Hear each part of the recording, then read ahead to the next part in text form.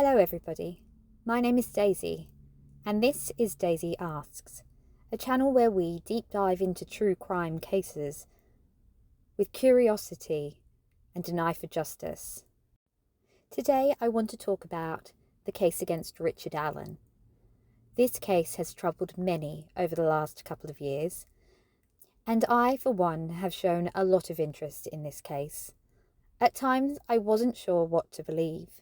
But over the past few weeks, upon deep diving all of the information and considering it from various angles, I firmly reached on a conclusion that Richard Allen is not guilty of the murders of Abby and Libby. Stay with me to hear the step-by-step process that I followed to come to this conclusion, and I'll let you know the details that I have shared with appellate counsel to help the process in ensuring that there is true justice for Richard Allen, that he is exonerated and returned to his home where he belongs. I know this is a difficult case, and I know that this is a contentious issue, but please bear with me as we look through all of the information and consider it from the angle of both fact, psychology, and wisdom. The first thing that interested me about the Richard Allen case was to do with the psychology of Richard Allen and the offender of this crime. Richard Allen did not meet the typologies that we would expect for the offender of such a crime. Richard Allen has no criminal history. He was aged 44 at the time that this crime took place. That would be an incredibly unusual person to commit this offence.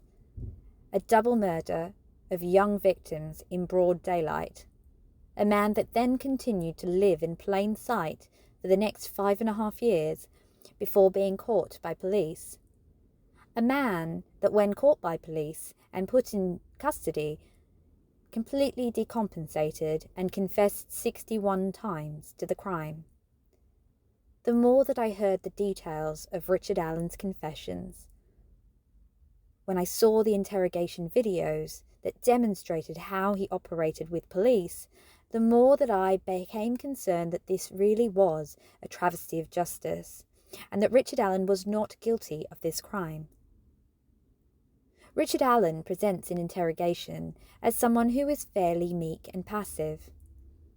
He's able to stand up for himself to an extent, however, seems to apologise for doubting the integrity of the police officers, even whilst they tangle him up in stories and attempt to have him confess to a crime that he did not commit. Richard Allen speaks at length. He searches his memory for details. He shows difficulty in recalling particular names and time frames, streets and areas. He mixes up his words. He tells stories that go on a tangent. And all of this is consistent with indicators of anxiety, not guilt-related, but actually characterological anxiety that dates back to his childhood. You see, Richard Allen has a complex mental health history. Starting from a very young age, he indicated anxiety and discomfort in this world. A pattern of behaviour and symptoms that is often seen in young people who are undiagnosed neurodivergent. Richard Allen certainly ticks a lot of boxes for what I would say is a neurodivergent profile. High sensitivity, anxiety from a very early age, as well as some of the more cognitive indicators, including executive dysfunction, as noted in Dr. Westcott's report and testimony, as well as verbosity, difficulties with memory, difficulties with naming street names and recalling minor details. Now, whether this meets full criteria for any particular one of those disorders is very hard to say without being able to scrutinise his medical file, without being able to do a structured interview and to gather data from a variety of sources. However, based on the overall picture provided by Dr. Westcott, as well as Dr. Waller and Dr. Martin, it appears that Mr. Allen's behaviour and history would be more consistent with a diagnosis of obsessive-compulsive disorder.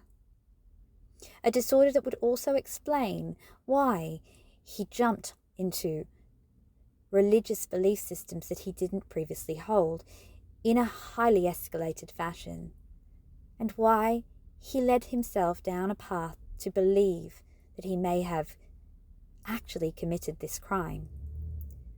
False beliefs and false confessions are not uncommon in the OCD person, who twists and contorts their own inner world to believe that they are exactly what they feared they might be.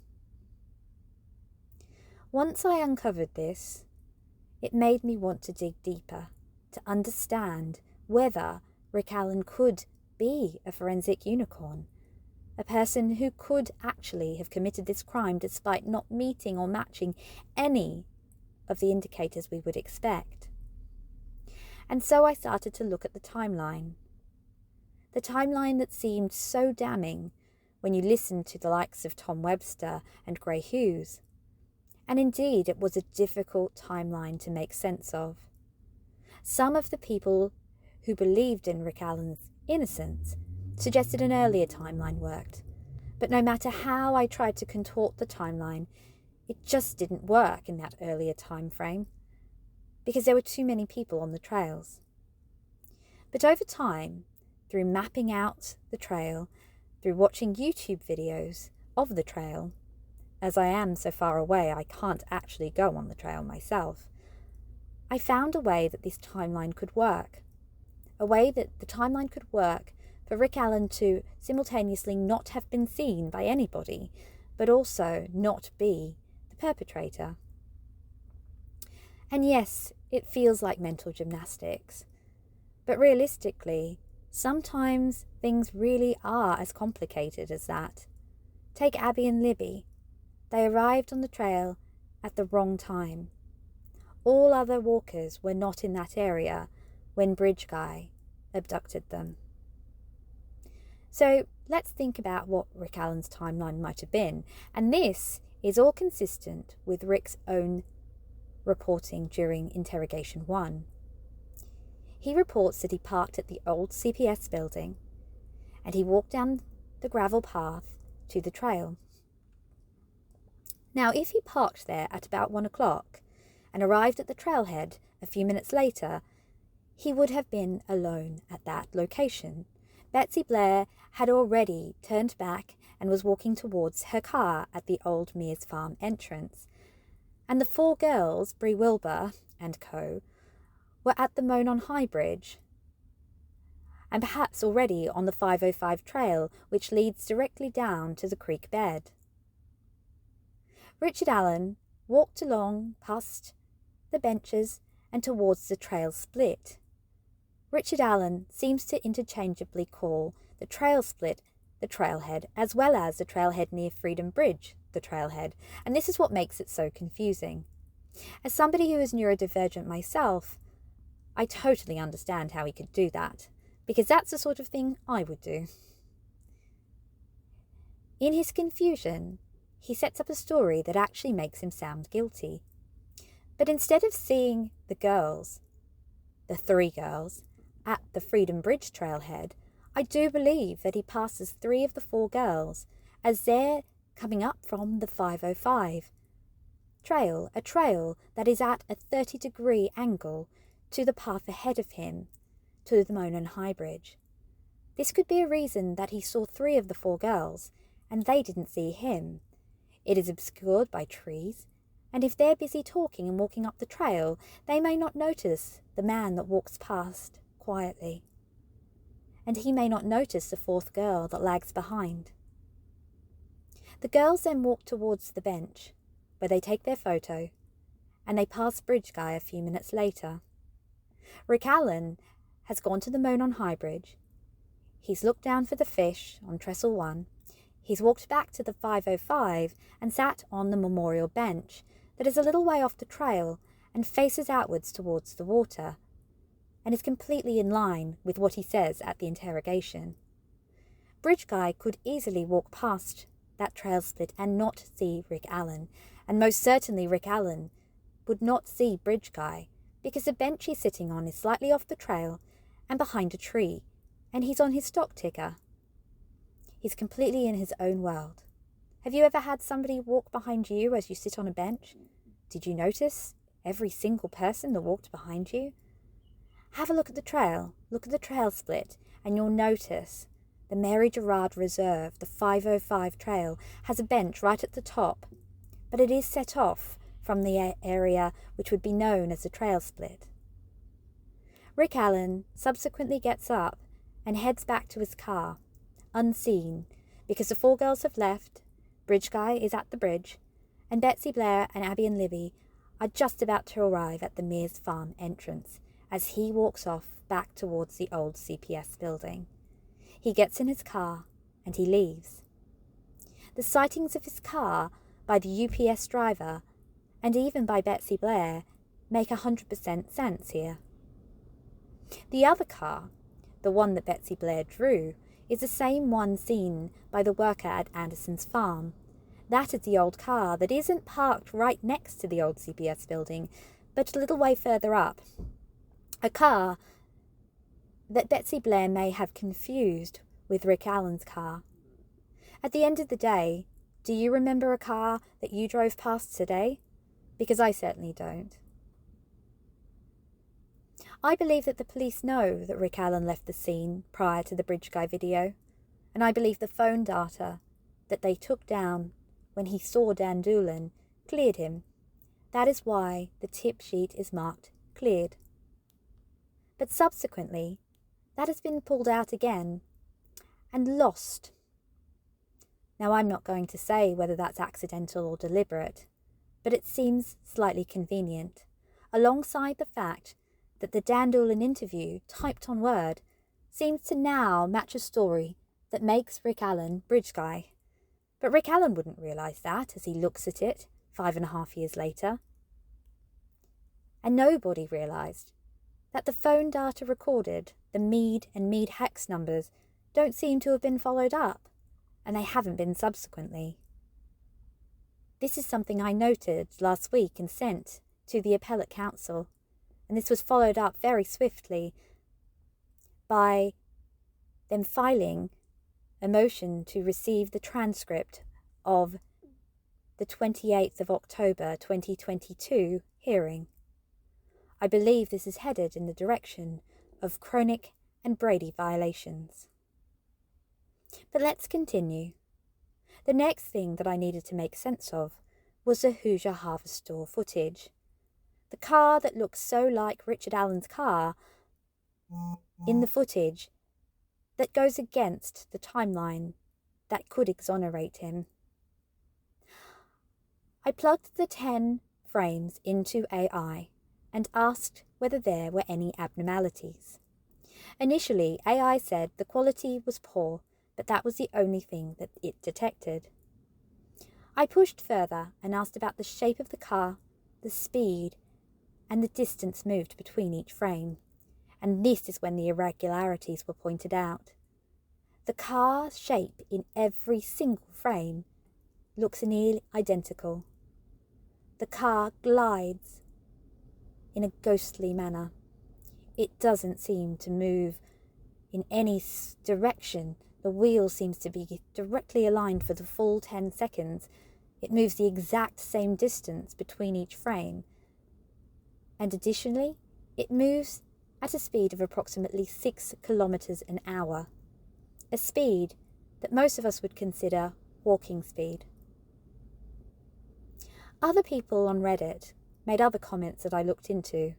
For example, the car on the Hoosier Harvest Store footage doesn't just match the picture of Richard Allen's car taken by Steve Mullins in 2022, but it matches the exact profile of the car.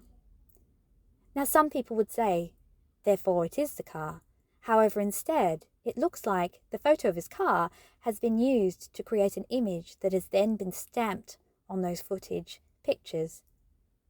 The shape, angle, pixels, they seem to add up.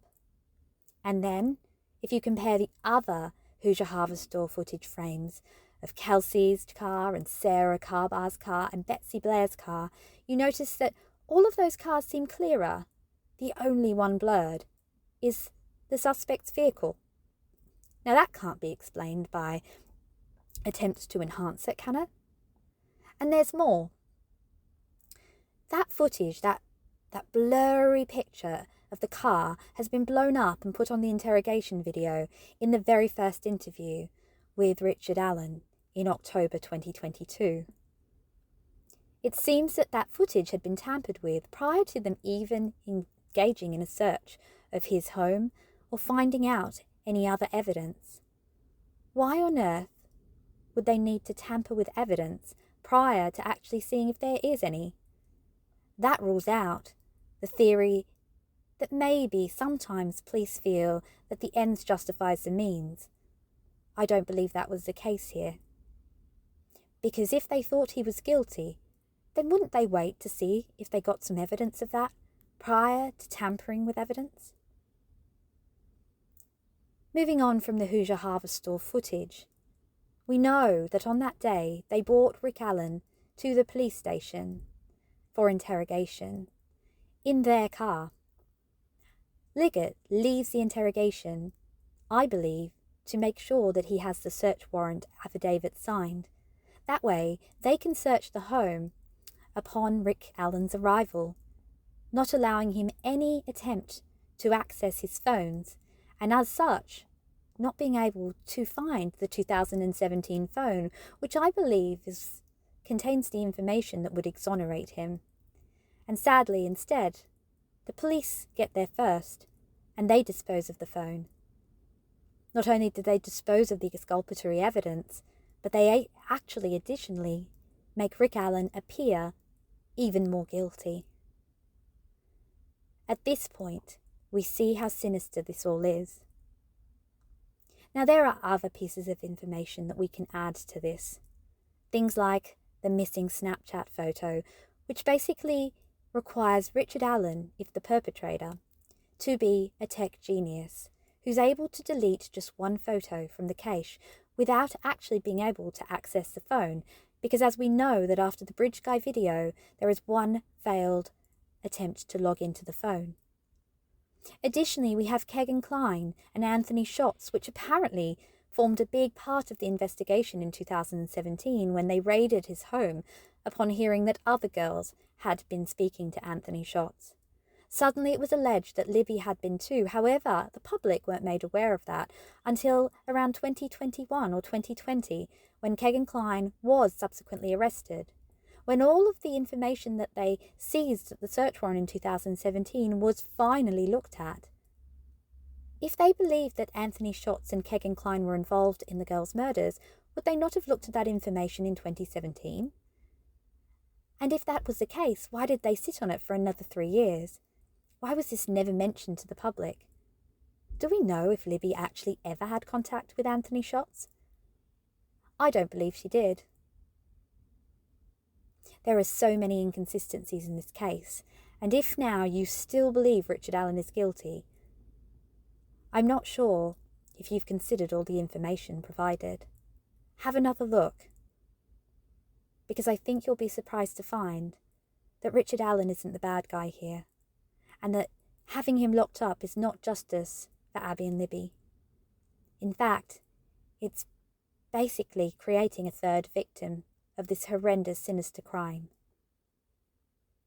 I think we need to watch this space, because I do believe that the appellate lawyers are already on board. And with the help of people like myself and others who send valuable information to them, we can help build a case that frees an innocent man. Watch this space.